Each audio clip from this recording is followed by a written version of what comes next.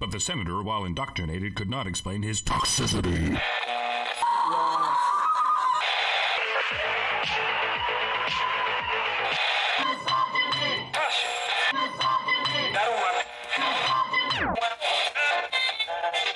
You should not listen to men's rights advocates if you want to know what they have to say.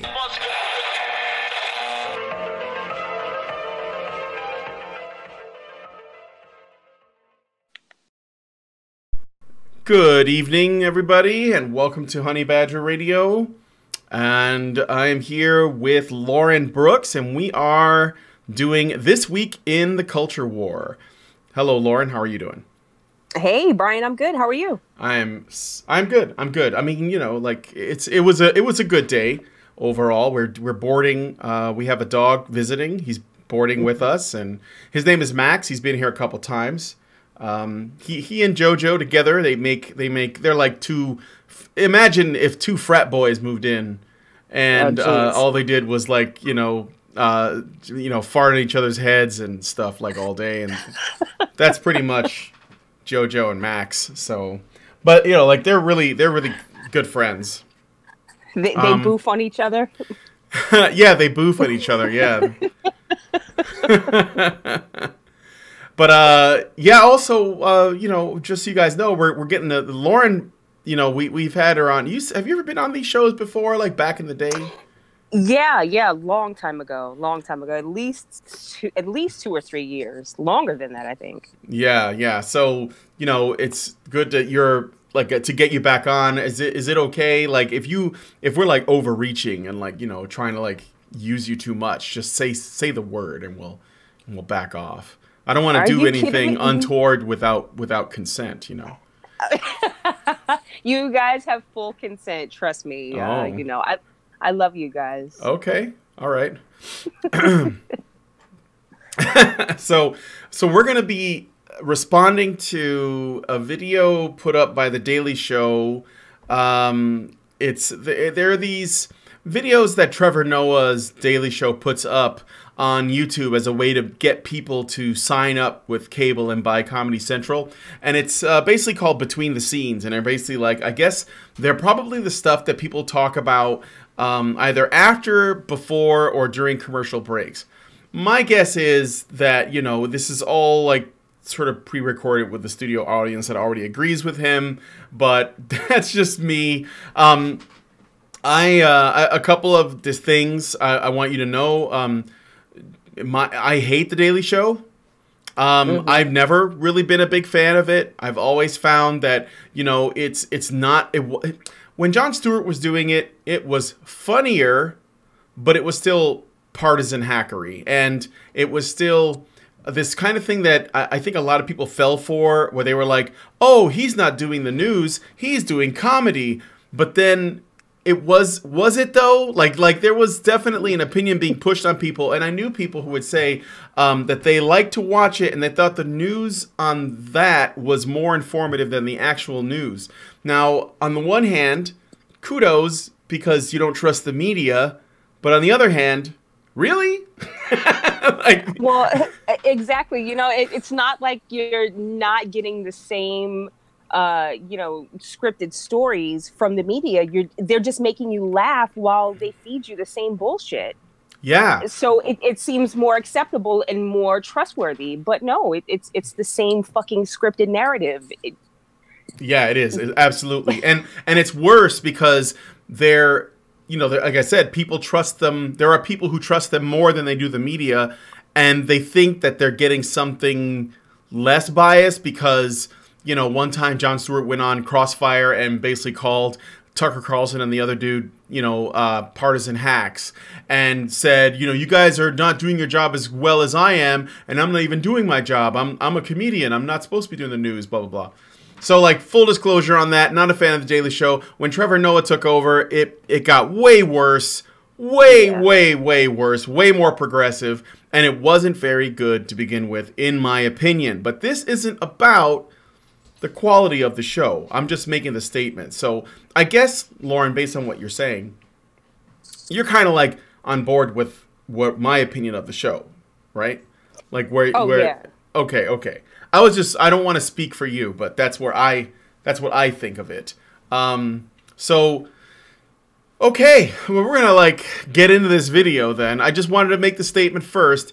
Not a big fan of Trevor Noah.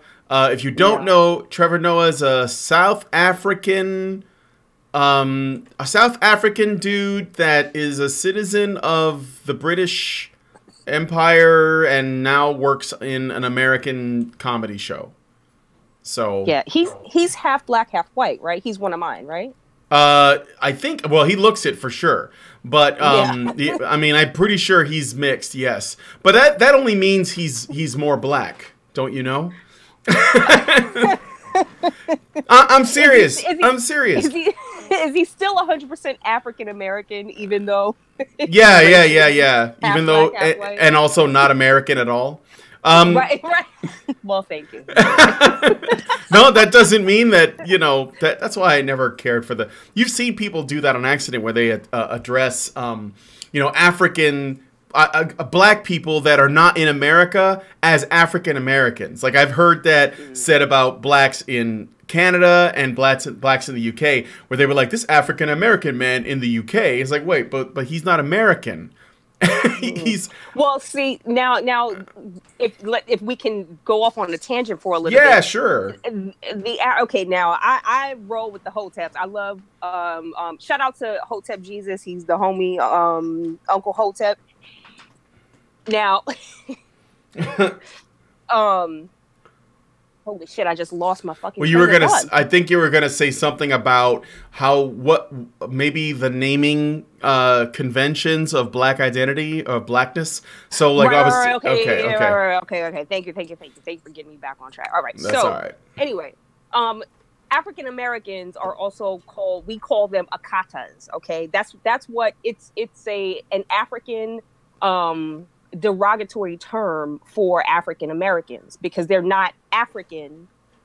They're a completely they don't have the same African culture. Okay? Sure. So African American culture is something completely different. I don't know why they call them African Americans in other countries. That's ridiculous unless they know that they are from America, but yeah, that's weird in other countries. It is weird. I don't want to like get too much in the weeds here because this is no. It's okay.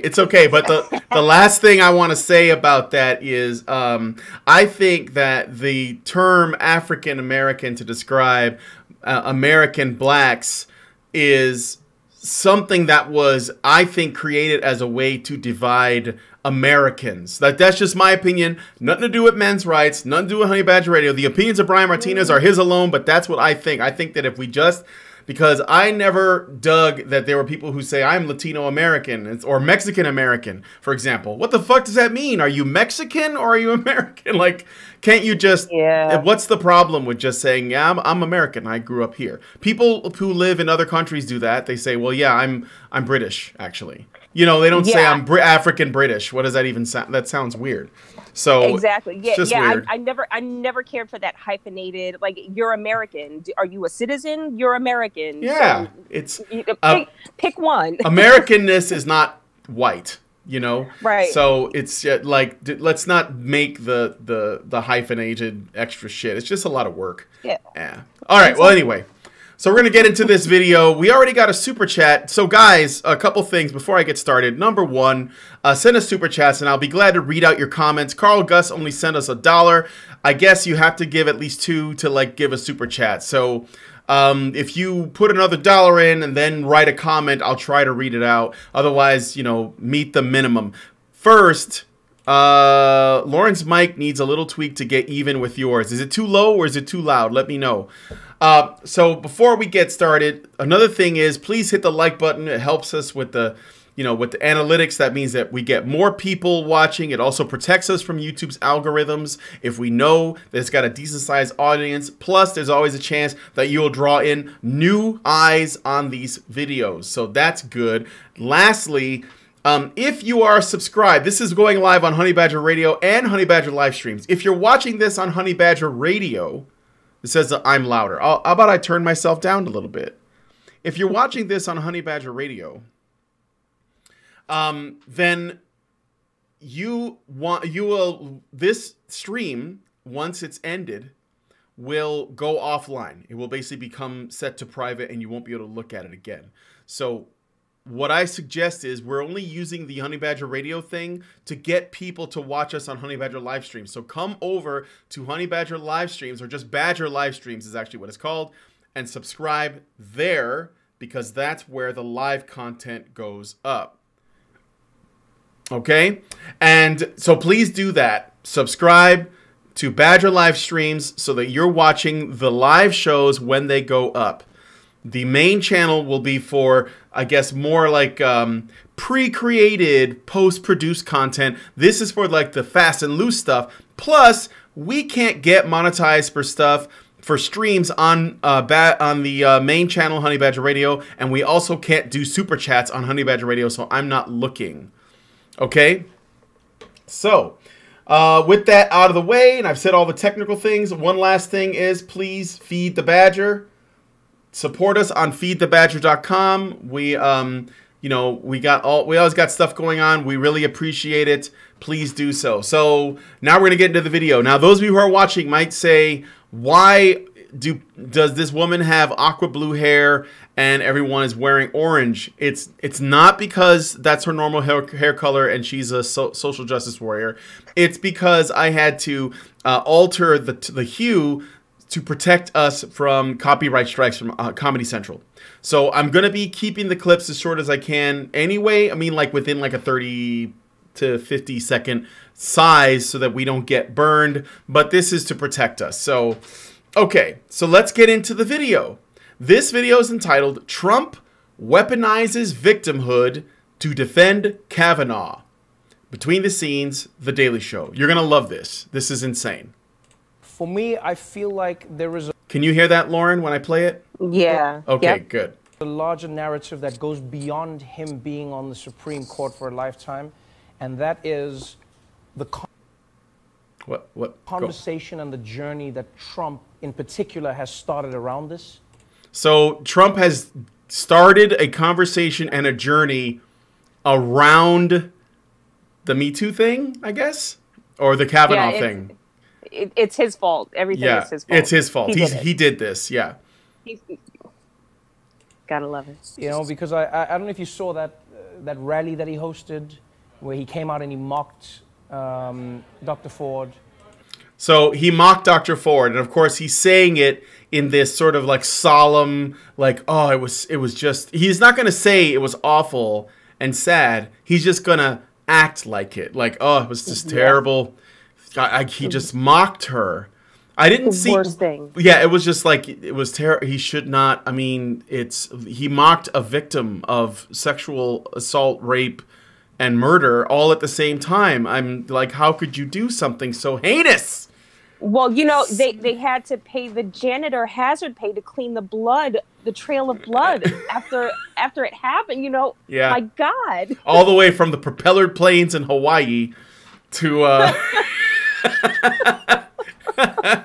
to the bed, and there was piss because let's just add some urine on top of that.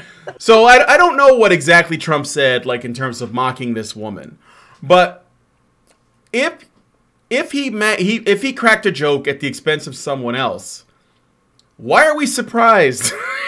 Well, exactly. And I don't get it. Everything he says, they take out. They are outraged by it. It's like, what? When are you surprised at this point? It doesn't matter what he says. It doesn't matter.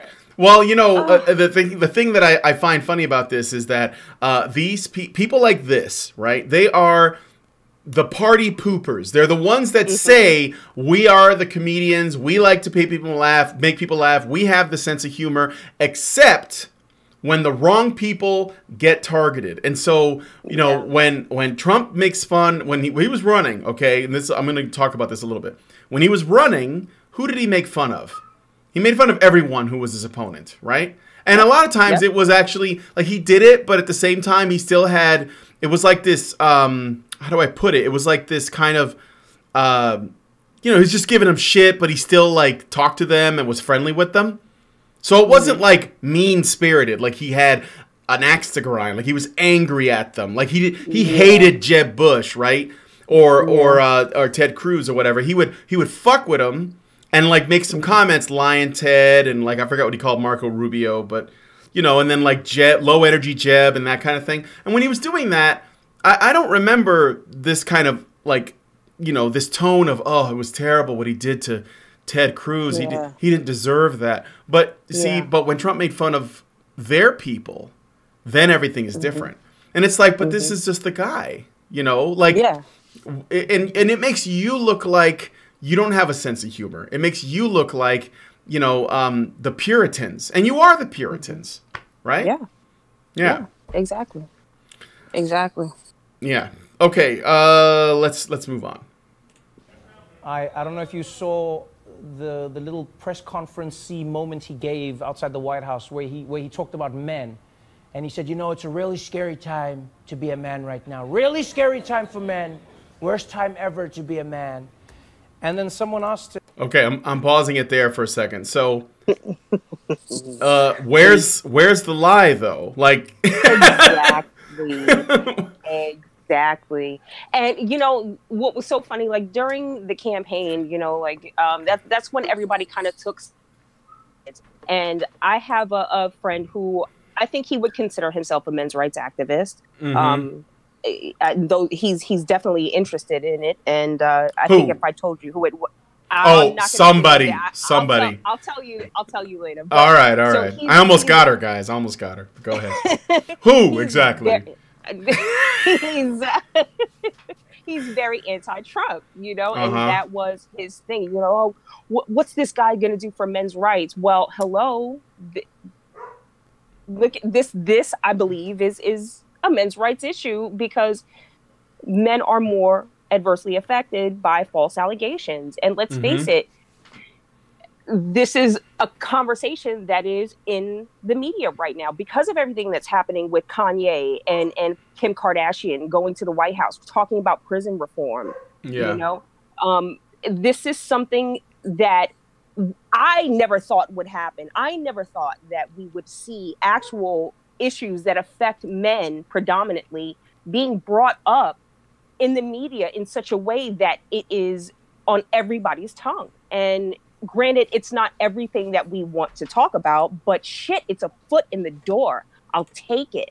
Yeah, so, like I've had that happen when this whole thing was starting up, when the election was going on, and we were building up to the election, right? And I was like, I found myself during the course of this becoming a Trump supporter. I actually didn't. Before, I voted for Obama twice before. So, you guys can blame me, although Chicago, it was going to go blue no matter what. So it doesn't really matter. But, I didn't, and I didn't know what I was going to do for 2016. And then, like, I started watching stuff and, and I became interested in Trump. And I was like, you know what? It was like I did the thing where it was like, you know what? Fuck it. I'm going to give him a try because I don't really like anybody, right? And let's see. And I heard some things that show that there's some potential. And sure enough, he won. But the funny thing is that there were people in my circles that, do the men's rights thing. And they were like, well, what? He's not the men's rights candidate. And I'm like, there are no men's rights candidates.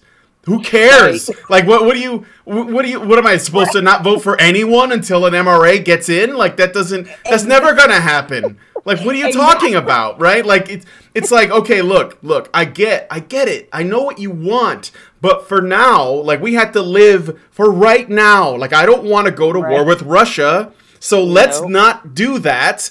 Because otherwise, if we go to war with Russia, guess who's going to die? It's going to be men. So, like, let's try not to do that so that we have men that we can then fight for rights for, So, exactly. And, yeah, so, I mean, like, I don't care if he's the MRA president or not. Like, I wouldn't make the argument. It's just about, is he, is this going to be all right for now? And, yeah, I knew some MRAs that, actually, I knew one guy who I was friends with on social media, so not really friends, but and he was a devout fan of HBR and a very vocal against feminism. And then the election happened. I shit you not, he was so anti-Trump that he reversed a lot of his positions after Trump won.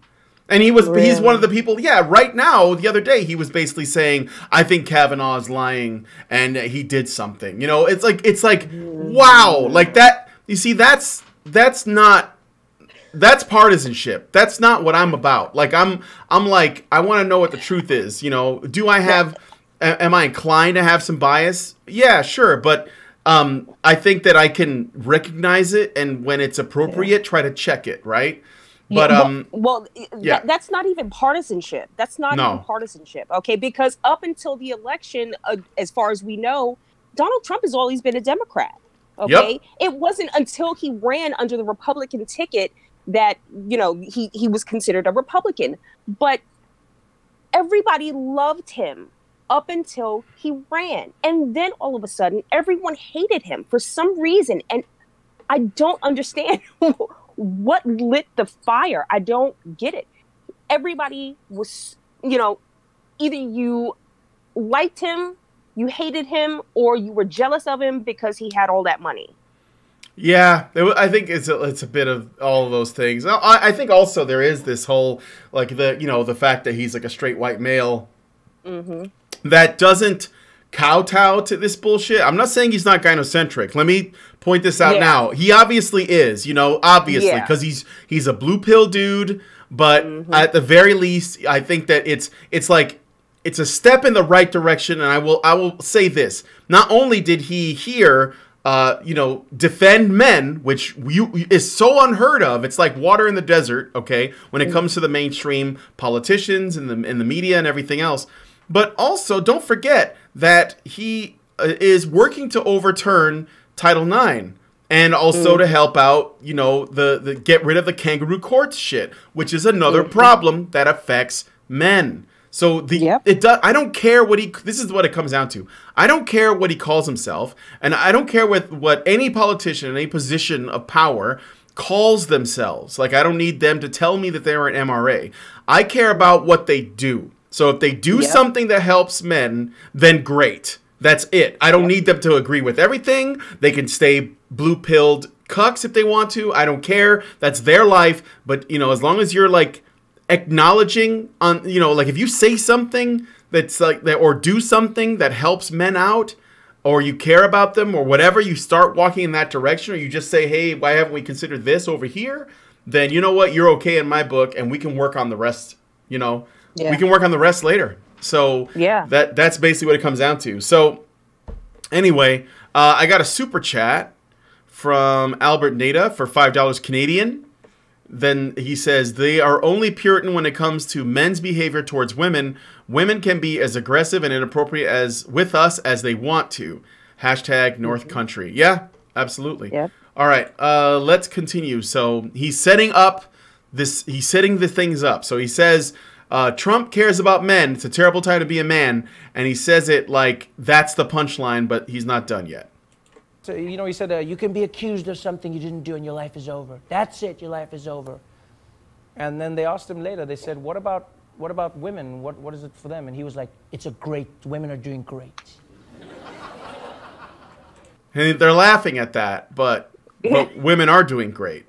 Exactly. And again, where's the lie? Yeah. This is it. When I heard that, when I saw that story, I mentioned it on a show earlier this week, and I said, "Oh man, they're gonna lose their shit over this." Like, I knew it, and sure enough, here he is. You know, just like it's the punchline. Women are doing great. Everyone's laughing. Like, there's no way that's true. This guy's living in the opposite of reality. Blah blah blah. Yeah. Like, what? Oh, what are you kidding me? Women are still chattel. They're still chattel. Literally, like 100 or so years ago. Literally, just maybe 100 or so years ago. So, all right. So let's continue. And you know what I realized in that moment? Just looking at the sentiment and the message that Trump was conveying. It's a really powerful thing that I think people take for granted, and that is, for me personally, I find Trump's most powerful tool is that he knows how to wield victimhood. That's it right there.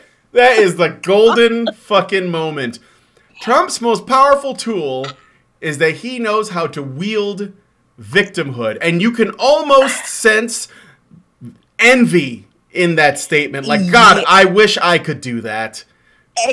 But where is someone to hold up the fucking mirror? Are you kidding me? He's using this man's victimhood. I can't even believe that the writers would write that. He would say it with a straight face and people would just eat it whole cloth. Are you fucking kidding me? Using his victimhood? They're using... oh my God. They're using his victimhood. He's the victim. They're looking at him and saying, "Oh, look at this poor baby. Oh, he's crying. Oh, he's so emotional." There's no way. They're using the emotions that this man is emitting in a moment of pure honesty, okay? Mm-hmm. Because he's fighting for his reputation, his life, okay? His career. Yep. Of course he's going to be upset. They're using that and saying, "Nope, he's still not fit to be a judge." Are you kidding me? Yep. He's still not fit to be on the Supreme Court. Really? I can't with these people. Well, you know that after, by the way, speaking of that, the Kavanaugh thing, so they voted this morning to go forward with the, it was a vote to basically stop, delaying the vote. So it's going to be going on tomorrow, and it passed by one vote, actually, kept it from being... So it was super close, and it's ridiculous that it even was that close. But now they're asking for it, because the FBI basically said, you know what, there's nothing here. They said, can you please do a 7th investigation into his background? Yeah. And they were like, nah, there's you know what, we've done 6, it's enough. We're good. There's nothing else to talk about. Yeah. And now they're actually positioned to actually have the FBI investigate something else. They want to investigate his drinking. Because, you like beer, you're probably a rapist. Oh, you're not a rapist. You're probably a drunk then. And we can't have those guys on the... So it's a never-ending, slime fest. But, this is the saying goes, SJWs always project. This is this is the finest level of projection I have seen in a very, very long time. The ability to weaponize victimhood. Mm-hmm. Whenever in history were we able to weaponize men's victimhood? Ever? Never, because it's never been popular. Who cares about men? We have all these women that, and that's the thing. We sent all our men off to die in war, so now we have to care about all these women that are left behind. So, exactly.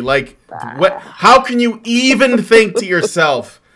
Right. But we can keep going. But how can you even conceive that, men, they're playing the victim. Men are there's a witch hunt going on. People are using Twitter to fucking convict people. People are and it's mostly women doing it. Doing it. And they're using it to destroy people's careers. Even if they can't actually put them in prison, it doesn't matter because they can, fuck your reputation up if they want to. Yep. And then, on top of that, speaking of which, if there were people saying this about Kavanaugh, I got to point this out because this was going around. And if anybody's saying this to you, they're full of shit. This is the thing that was going on. They were like, it's not a trial. It's a job interview. So don't worry. And I think even Trevor Noah says it in this fucking video. He's not going to be convicted of anything because it's just a job interview.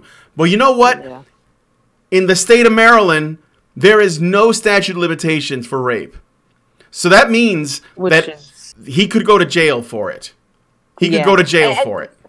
That's crazy in and of itself that there's no statute for rape. I'm sorry. Mm-hmm. After a certain amount of decades, evidence is no longer good. You can't.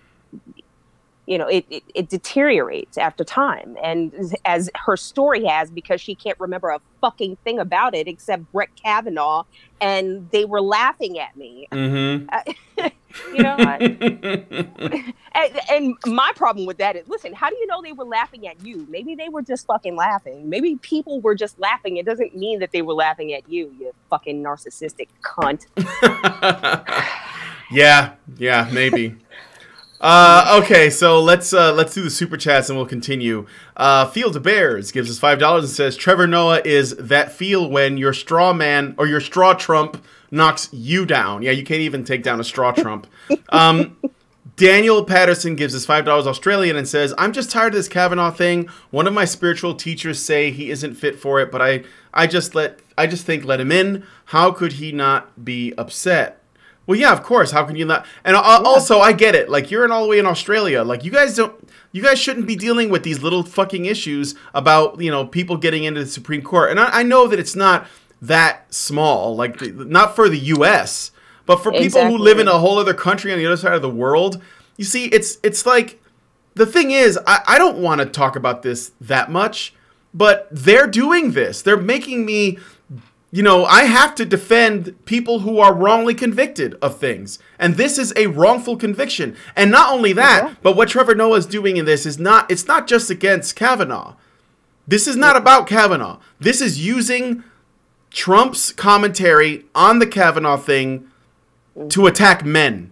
Period. Yeah. And that's the thing that I have to I have to be cognizant of. And yes, I get the irony that Trevor Noah himself is a man. And if Trevor Noah ever gets falsely accused of anything, I won't say falsely because who knows, I will have to deal with the fact that on the one hand, I will try to defend him verbally from false accusations, while on the other hand, enjoying the schadenfreude.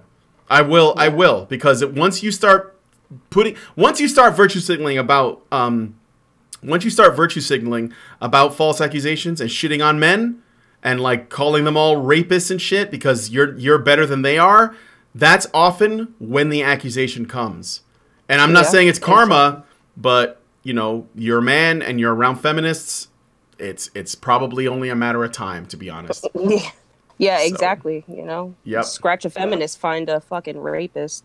The only other thing that I wanted to say before you moved on. Yeah, sure. It's really interesting how now it's just before these accusations came, it wasn't just a job interview. Now it's just a job interview, and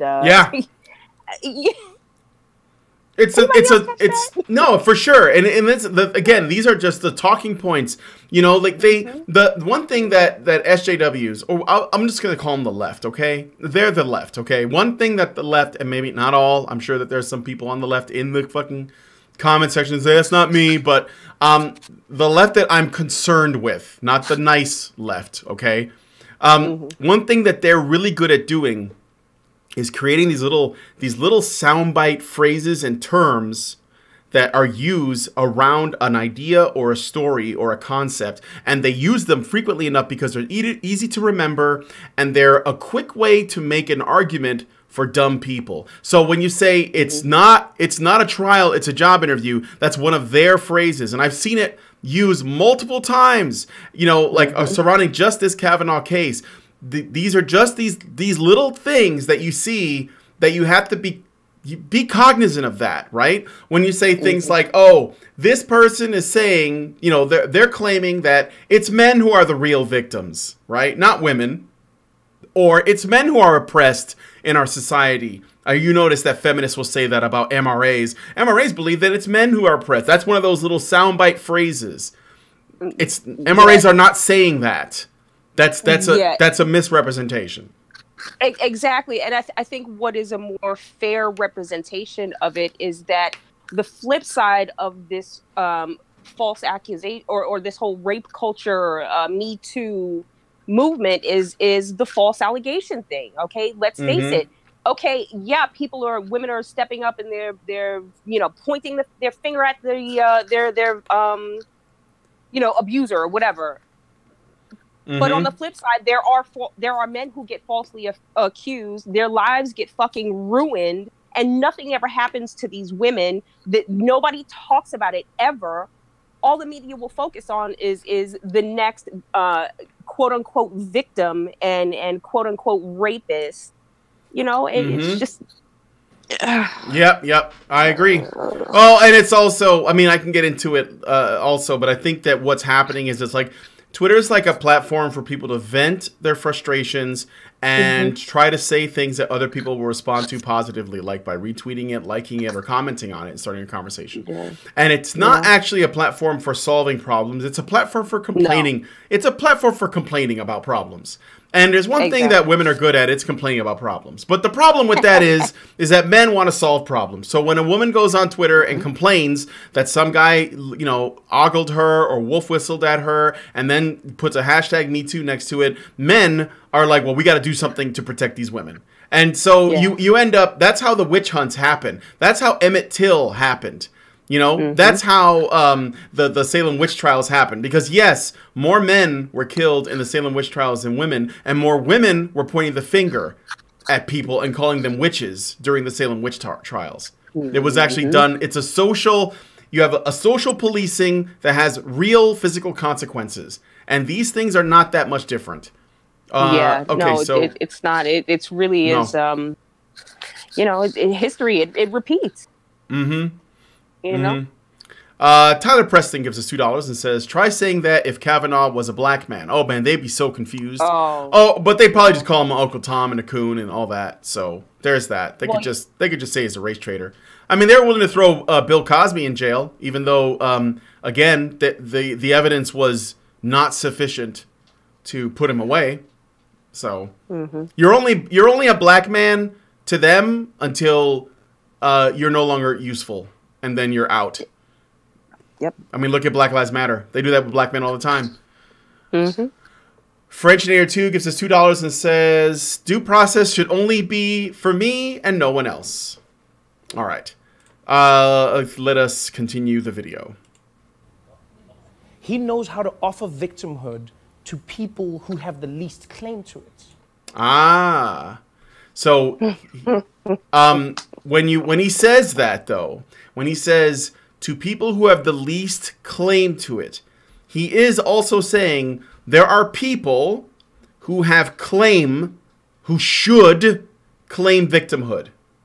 And men are not those people. So what does that mean? Exactly. Yes. Women only can have victimhood. Right? Exactly.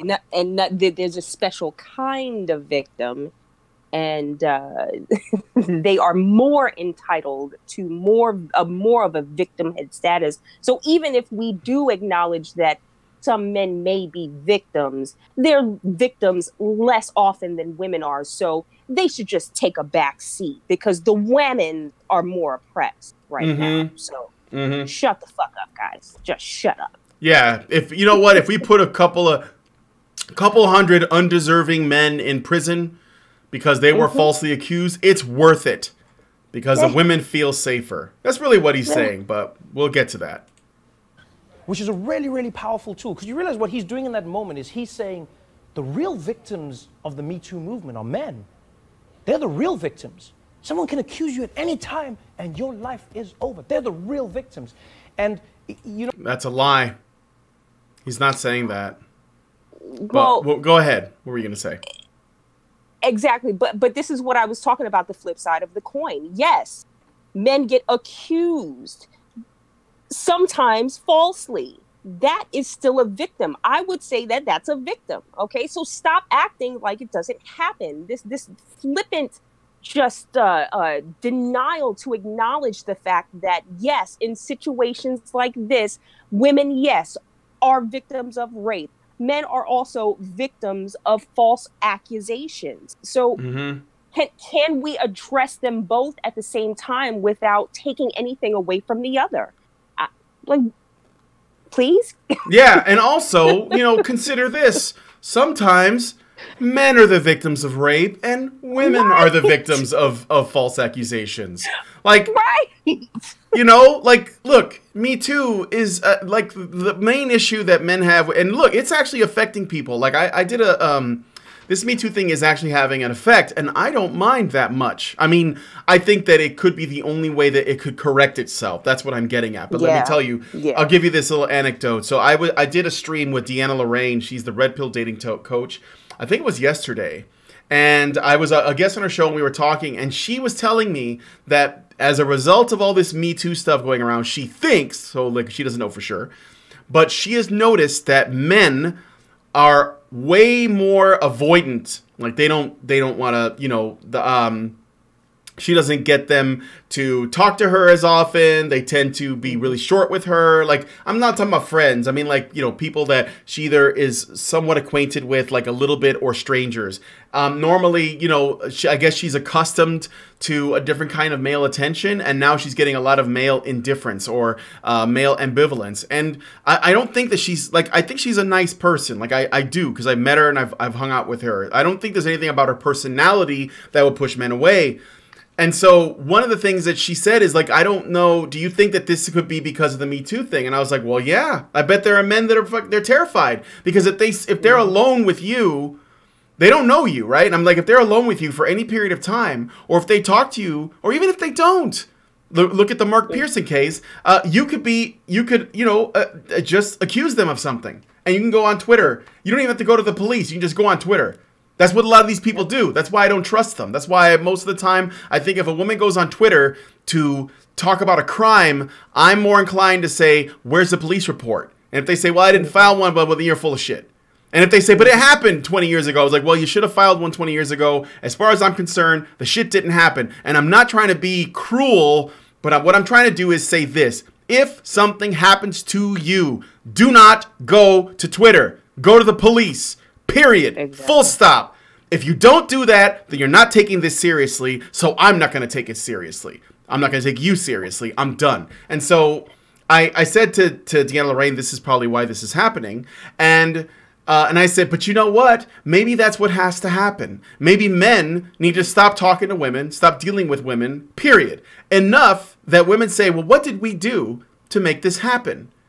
And then maybe they'll be like, oh, you know what? It's probably all this toxic shit around, you know, the Me Too movement, false accusations, shitting on men in general, blaming men for, like, you know, all the problems that we have. Like, maybe that's what has to happen, you know? Exactly. You know, just as with feminism, you know, the desired outcomes are not, what's happening now is not the desired outcome that they wanted, okay? But your actions, this is what is happening. This is the result of how you treat men, okay? Now they're shutting down. They don't want to deal with you. They don't care if you had a problem. Go tell someone else, because we have to protect ourselves. It's, you know, men are you know, it's a form of, you know, self-preservation. Yep. Fuck it. I'm just not going to deal with you, you know? And the same thing is like for this whole Me Too movement. Okay. Women, feminists, they have been yelling at men, stop being a rapist, you know, just stop raping. I think the result of men being falsely accused, if we can just show how many instances, how many times this happens, I think that alone, the fear of that alone is enough for men to say, listen, I'm not going to deal with a woman because I don't want to have anything happen to me. Okay. Yep. Shouting at men and telling them, this is what you're going to do. You're going to treat me with respect, and you're not going to rape people. And that doesn't work. Okay. Because rapists don't care about what you want. It's about them in that moment in time. They don't give a fuck about your feelings or they don't care. Yep. So, yep, for sure.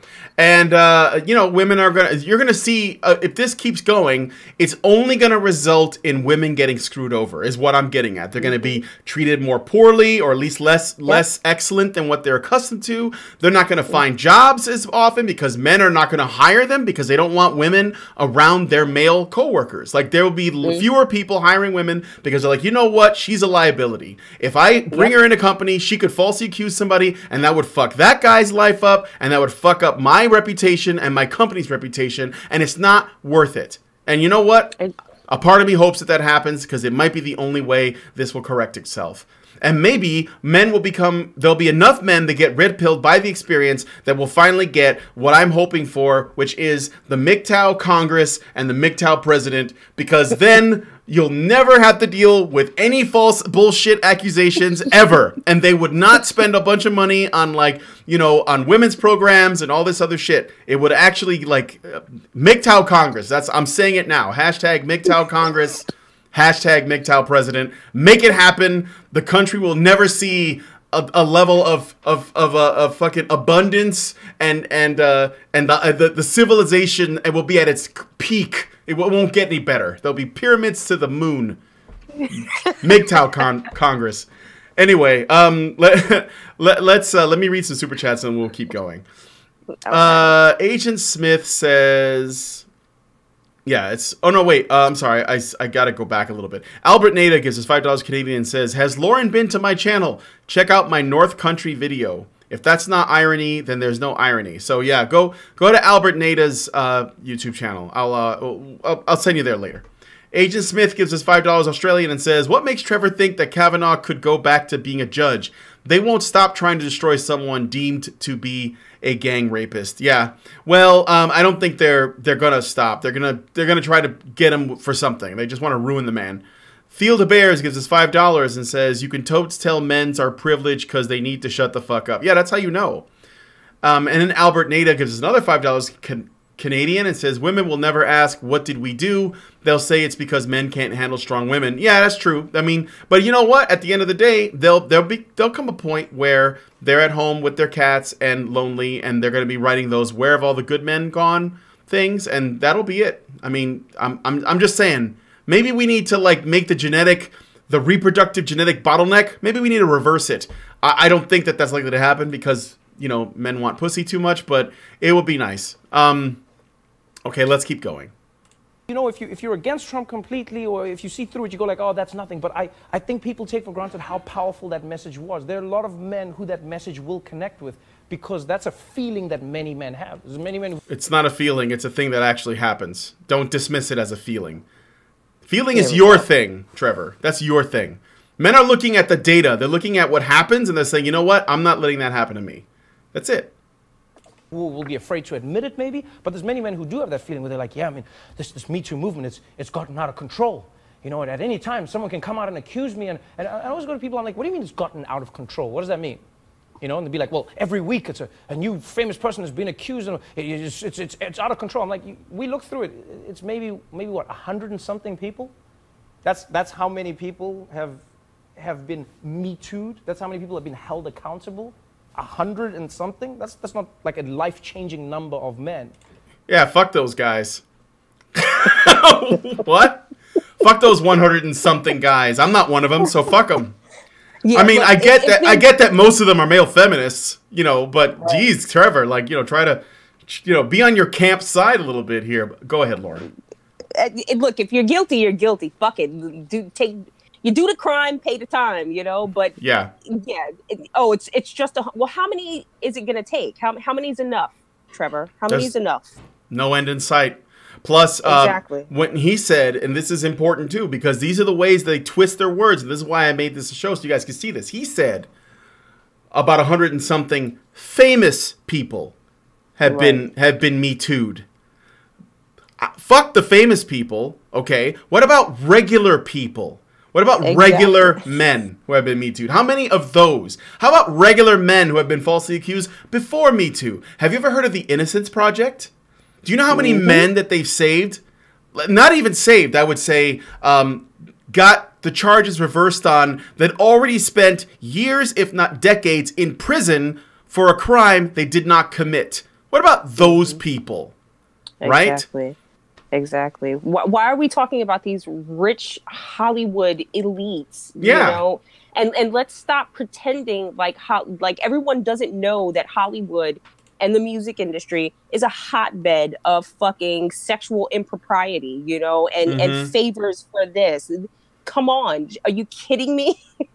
I could tell you some stories that would spin your fucking head. And Yeah. We're not going to do that on this show. I like, I like that he does the whole, it's just a couple hundred men. I want you guys to remember this moment, okay? Because if Trevor Noah ever, in the future, ever brings up an instance of a singular person that becomes a victim of something because he wants to use it to his advantage, like Heather Heyer, for example, who died at the, Unite the Right thing. If he ever brings it up, you be sure to say, but it was just one bitch. Who cares? It was just one bitch, right? If, and maybe you should put a comment in here saying, yeah, Emmett Till, he was just one black guy. Fuck that dude. It's just one man. He probably, there was no trial and they lynched him, but, he probably had it coming. I mean, there's a good, I believe the woman because she sounded pretty legit. No, that's what I'm saying. Like, these people have no principles. None. No principles. None whatsoever. All right. Okay, so let me read another. We keep getting super chats. Thanks, guys. You're awesome. Thank you, guys. Yeah. Thanks. See, Lauren, you should use that. That was a good way to say it. Just put a little bit of, smoke in the voice. We'll get lots of super chats. Thank you, guys. Oh, yeah. See? Agent Smith gives us $2 Australian and says, dating coaches for women are starting to be a thing. Yeah, well, actually, Deanna Lorraine, the Red Pill dating coach, she started off as a dating coach for men. But after a while, she saw that the problem wasn't men, the problem was women. And that's actually who she's targeting. So she's trying to help women be better women for men. So yeah, I've seen some men, female coaches, teaching women how to deal with men. It kind of seems to me maybe a little bit more authentic coming from a man teaching women how to deal with men. But no, women are fucking crazy. Yeah. There's a lot of undiagnosed mental illness running rampant in my gender. I'm sorry, guys. I'm not one of them. But yeah.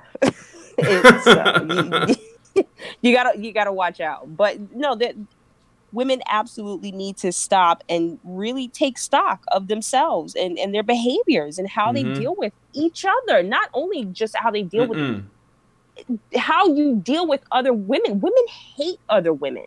And rightfully so. If you Well, I know that if there's one thing that women are good at, and maybe sometimes I think better than men, is when other women are full of shit. Women know when other women are full of shit. And we need women that can call them on their shit.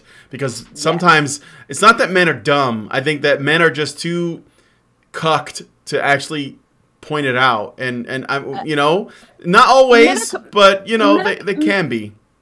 Men are complacent, because they just want to do whatever makes the woman comfortable and happy. That's what men want to protect women. Yep. They want to make women happy. And I love and appreciate that about men. But guys, you have to stop that shit, okay? Because this is a new era. We are in a gender war. These women are out to get whatever they can from you and go back and, laugh at you with their friends. So you have to protect yourself and don't be shy about it. Yeah, exactly. Grab your fucking nuts and don't stand for this shit. Don't no, it's true. And women need to nut up too. Ovary up. Yeah. So, yeah. Absolutely. Okay, so French Nader 2 gives us $2 and says, being held accountable, evidence. Yeah, I know. What those things are crazy. Xeranx gives us $2 and says, Tommy Lauren might get Trevor Noah. I'm not really sure about that, but she's been on the show and it was brutal. But anyway, let's continue. Do you know what I mean? They make it sound like all men have been accused. Bullshit. No, they're not. No, He's a straw man. No, there are men. Nobody's saying that. That's bullshit. But again, just call them on the strawman arguments. All right? But 99.9% of men have not been accused. It's just the narrative that has been created is that like, oh, these 100 men represent all the men and all men should be afraid of it. But 100 men, you could fit 100 men into a comedy club and then Louis C.K. could come and surprise them. That's how few that number is. Like, it's not... That's because 99% of men are not rapists, you fucking asshole.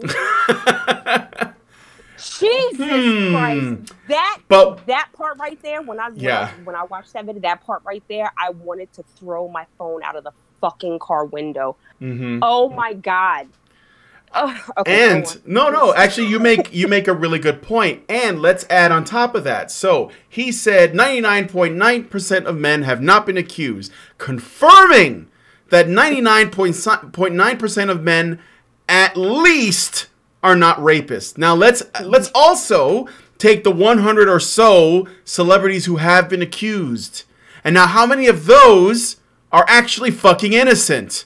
And that's how many more men are not fucking rapists. Oh, and one of those men, by the way, is Louis C.K., who didn't rape anybody. He said, do you mind if I jerk off in front of you? And the women were like, go for it. And he did. That's not rape. That's not sexual assault. That's not sexual harassment, right? That is, at worst, sexual misconduct. But I mean, if that's his fetish and they're into it, well then, what the fuck is the problem? Right? Exactly. And I'm going to say something that is also my own unpopular opinion. So every woman that is raped, okay, the trial doesn't always end in a conviction, okay? It might just be there wasn't a preponderance of evidence to convict that guy or that person that you're accusing. And it's unfortunate that that's the case. I'm not saying that, well, fuck it. But I mean, that's that is a possibility. There is a chance that your rapist could go free because there's just not enough evidence to convict the man. And it sucks, but it happens. So.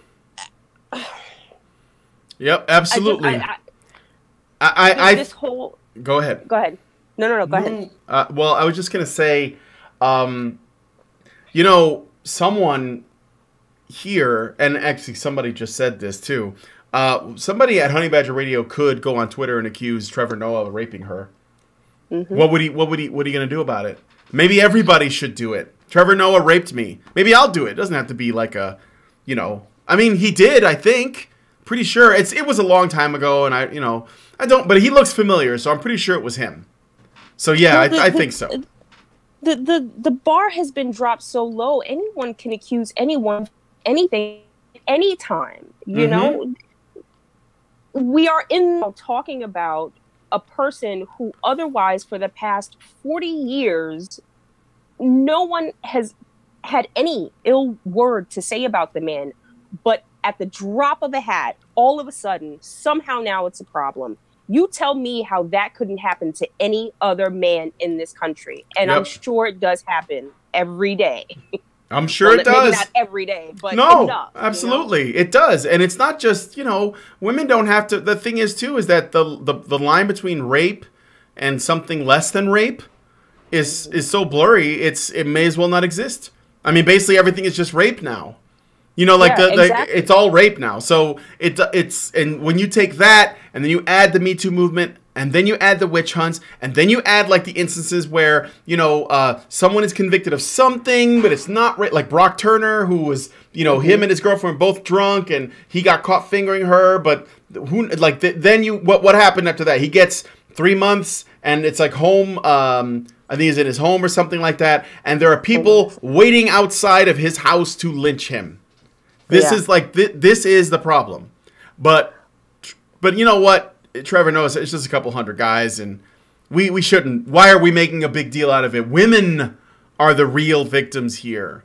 Women that decided to wait 20, 30, 40 years to go on Twitter and complain that some guy whistled at her or grabbed her butt at work once. Those are the real victims. And I know I'm not trying to minimize actual rape victims, but if those people didn't go to the police, like at some point, or somebody, as soon as they were able to, then they must not have thought it was that serious at the time. So I don't feel that much for them. Yeah. So, okay, so Hoki Bukisa says, for $4.99, when was the last time the Daily Show was actually funny? Never. I mean, like, maybe back when Jon Stewart was doing it in the Bush years, there was some parts that I thought were funny, but It was more about how we performed rather than what the stories were about. Hoki Bukisa gives us $1.99 and says Louis C.K. is proof that consent is not good enough. Yes, it's not. It doesn't matter. It's irrelevant. Good point. That many people. But they make it feel like it's a lot of people because then what they do is they create an idea that all men need to band together to stop this from happening because it could happen to you. And they shouldn't do that? You got a better reason? Men, they might band together and do something.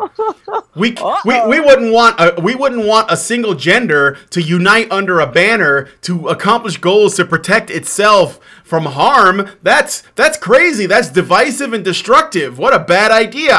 I'm sure glad we don't really want that happening. Woo, we wouldn't want that with men doing that. Oh my God. Albert Nada gives us $5 Canadian, says Trevor Noah raped Brian. I was there. I tried to stop him, but I was being raped by Steve Cobra at the time. There you go. I remember that now a little bit more. Yeah. I was really, really drunk. I think there was something in my drink, in fact. I thought you only had one beer. Yeah, well, I guess I'm a cheap date. I guess so. Okay. Right? And then men become the victims. And it's such a powerful tool to use.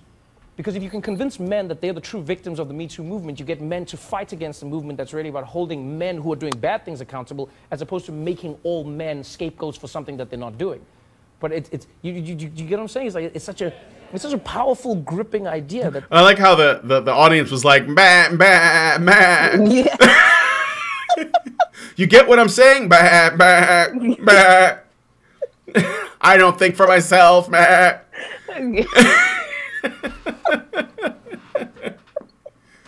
No, motherfucker. That's not what it is.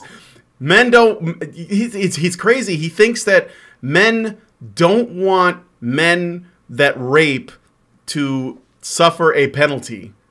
Right. Dude, if there is a group of people that is most likely to make men pay for raping someone, it is other men. Like, God. Yeah, dude. If we were playing the shot game for straw men, I'd be dead of liver failure. Yeah, let's not do that. No. Let's not do that. Okay, I'm gonna do one more sound clip, I'm afraid, guys, and then we got to go into the after show because I can only go for an hour. It's a hard stop, and then we're gonna do a half hour or so with the patrons, and we'll just continue the video. But I think you guys got the general thrust of this video. It's basically Trevor Noah projecting so hard that I'm pretty sure he's gonna pull something, and it's not gonna bounce back. So let's just do another clip. That Trump does really well. Because when you think about it, you go, I know that people will be like, but what about, I've seen men who've been falsely accused. And I go, yeah, but how many? Or let me ask it to you this way. How many men, percentage-wise, have been falsely accused of a sexual assault? And how many women have actually been sexually assaulted? You know what I mean? I'm willing to bet in this room as we sit here now, if I said to the men, how many have been accused of sexual assault, there'll probably be nobody in this room who has. But if I said to the women in this room, raise your hand if you've been catcalled or your ass has been grabbed or a guy's made a lewd comment. Let me finish this clip, but I'm just pausing for the banana. But notice what he's saying. Okay, let's keep going. At work, or somebody has made you feel unsafe sexually in some way, or you've actually been sexually assaulted, I regret to say that there would probably be many hands that would go up in the room. But we have now been told that the ratio is like, oh no, it's more men, it's men. But the truth is it's women. Women are the victims in this situation. It doesn't mean you got to be feeling sorry for women, but it's like, no, but the women are the victims, and that's what. Oh, yes, it does. You fucking asshole. Yes, it does. You want us to feel bad for being men. Yeah. Okay. Do you want to say something about this first, or because I got some things to say, but.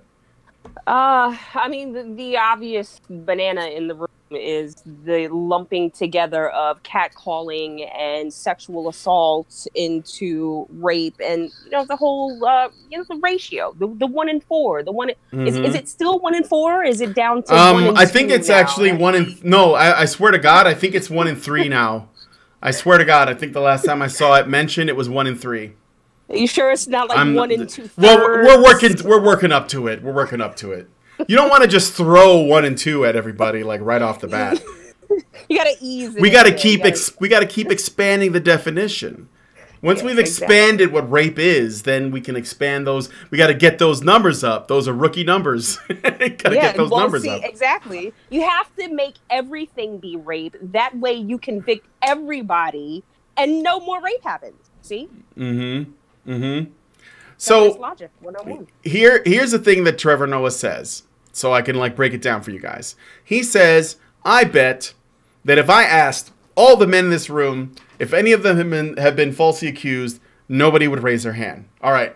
Now, let us pretend he doesn't actually poll the room, first of all. Yeah. So their plot, just spoiler, it never actually happens, so we don't really ever find out. But let's say that they did do that. If you were a man in a room like this, full of progressives, which is what these are, and you were falsely accused, and you didn't know how few men would raise their hands, would you raise your hand? If you were a male feminist and you were falsely accused, would you raise your hand? I would guess no. I would guess that they would be terrified to actually go against the grain. He's not just saying, I bet if I did, he's offering a challenge. He's like, I dare a man in this audience raise his hand and say that he was falsely accused. Because if you do, you are as bad as Donald Trump and Brett Kavanaugh and the men that he defends and the men who have been accused in the Me Too movement. Right? Well, you are as bad as those men. I dare you to raise your hand. A male feminist would never raise his hand because his accusations aren't false; they're real. Yeah, exactly. It's like Justin Trudeau. I guess in the sixth dimension, I did do it, but I wasn't aware that I did it at the time. So it must have happened because believe all women, right? So yeah, male feminists don't have false accusations because they're actually all true. No, it's all it's all mistaken. I did oh, maybe I did. I don't remember. And they just believe it. You're missing it, Brian. Oh, okay. Male feminists are the sexual abusers. They don't get falsely accused. Yeah. Because they actually do it. Yeah. I'm a little on the fence on that still. Like I think that male feminists are more likely to be predatory, but I also think that they're more likely to be falsely accused because feminists are more likely to accuse. So it's like it's a damned if you do, damned if you don't, right? Kind of thing. So it's a nice name though. I like it. So he basically ushers a challenge to men saying if you've been falsely accused of sexual assault, you will not raise your hand because none of the men in this room are either dumb enough to raise their hand or are actually people who have been falsely accused. But then he goes, but then if I ask women if they were, and then he says catcalled, made to feel uncomfortable. Like basically he used all these like broad, really, really like, airy fairy fucking definitions of sexual discomfort. Basically, if you were a woman that ever felt uncomfortable around a man, then raise your hand. That includes people who have actually been raped and sexually assaulted, but he does this really broad definition. Like he really widens the net. He puts the goalpost right in front. He's like, just kick it through these. he had to be broad because he was speaking to a bunch of broads. That's pretty good. But you see, like I said, he manipulates his question so that he's sure to get the answer he wants. He basically says, if you're a woman that's ever felt uncomfortable, raise your hand. That's all he's saying. And that'd be like all of them. So basically all the women have been raped now. And none of the men have been accused. As if men have never been catcalled or made to feel uncomfortable. Or sexually assaulted. Right. I mean, it's only real if another man did it to him. Rape. The only rape that matters when it comes to men is the rape that another man did, because at the end of the day, we have to blame men. We have to find a way to blame them, and they're not allowed to be victims. They're not allowed because you can't weaponize victimhood. That's who would do that? That's so mean to weaponize the victimhood of a gender. Why would you do that to people? Who would do that?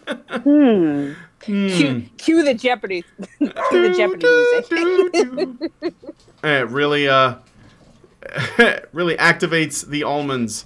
Yeah. It bakes my bonitos. Anyway, gets the noggin jogging. Gets the noggin jogging. Yes. All right, so well, I gotta read the rest of these super chats, and as much as fun as I'm having, I'm afraid I gotta like call it a night for the show. Let's see here. Field of Bears. Hey, Field of Bears gives us $2 and says, "Hey, lady, you're pretty." Is now rape. Hey, Field of Bears, if you ever send a super chat to Owen Benjamin, could you tell him I said hi? Because for some reason I can't super chat him. Tell him Brian Martinez at Honey Badger Radio says hi. I would love you forever for that. FrenchNader2 gives us $2 and says, thrust, rape, I say. Agent Smith gives us $2 Australian and says, women are the victims of men being falsely accused. Yes, that's right. Yep. That's what this would be. And by the way, a man who is falsely accused, Alison was telling me this, and I don't want, she's going to talk about it in her video that she's making. The psychological trauma of being falsely accused, you know, and all the stress that comes with it is close to the psychological trauma of an actual rape victim. So false accusations, in a way, rape men psychologically. Mm-hmm. I mean, could you imagine being accused of something like that? It pisses me off that people accuse me of being a racist and a sexist. That's enough to bug me. When people lie about me and my feelings and my opinions on shit, that's enough to piss me off. But can you imagine being accused of a crime? So I don't know. Being accused of a crime is one thing. Yeah. I think what takes it to a different level is not being able to prove your innocence. Okay, because if you can prove that you absolutely did not do that, yes, there is still the chance that you will still get found guilty. But if there is no way possible for you to prove your innocence, my God, what does that do to a person? That's horrific. Have you? Oh, there is a show that I'm forgetting the guy's name. It's called Jesus Christ. I'm mad that I brought it up because I can't remember it. What's it about? So it's about a guy who gets falsely accused of rape. And basically, it's that, and there's no way for him to prove his innocence. And he's a Muslim living in New York City, and he's borrowed his dad's taxi cab, and went out, met this girl. He was a Muslim guy. He met this girl, went out with her once, and they went back to her place. They wake up in the morning, she's dead. So he takes off. They find the cab. They find him, they put him in jail, and there's really no way for him to prove his innocence. And it was such a good series, but it only went for one season because the guy who was the producer passed away. Yeah. And because you know who it is. If I tell you who it is, you'll know exactly who it is. But anyway, yeah. All right. False accusations and not being able that. I feel so bad for people that have to go through that shit because it's just, unconscionable. Absolutely. Yes, absolutely. The Innocence Project, everybody, the Innocence Project. Look into it. Absolutely. Look it up. Yeah, for sure. Albert Nada gives us $5 Canadian and says, listen to Lauren Schuler Donner's commentary on X-Men 2. That will make you feel uncomfortable. Oh boy. Okay, well, I'll look into that too. All right, so Lauren, it was so much fun having you on. I liked talking to you. That was a good time. Did you also have fun? Absolutely. There were so many things that I wanted to say that I didn't get to say, but we only have so much time. It's all right. But in the future, don't let me run a Brian train because I've been picking up Karen's bad habits and I see. Yeah. So just get in there and I'll shut up like right away, But yeah, we're gonna go into the after show to hang out with the patrons for a bit. So if you want to be a part of that, you got to be a patron. Go to patreon.com/honeybadgerradio, and so you can become a participant in the actual show itself, or for a little less, you can just watch it. It's just like this. It's just gonna be a lot more soup's cash, and we're not gonna we're just gonna keep it loose and fun and try to have a blast. So. Thanks, Lauren, for coming on. Maybe we'll do another one of these sometime. If you guys liked this show, please give it a like. Also, leave a comment and subscribe to this channel. Some of you, I noticed, came here from Honey Badger Radio. We cannot do chat, and we cannot do super chat on HBR, so I'm running the stream there, but come to this one if you want to be a part of the conversation. The people here are awesome. And yes, and we look forward to seeing new faces to join the conversation. The more the merrier. So we hope to see you guys again very soon. Thanks for coming on this episode of This Week in the Culture War. We'll see you guys very soon. Thank you, guys. Loved it. Thank you. All right, you're welcome. We'll see you soon.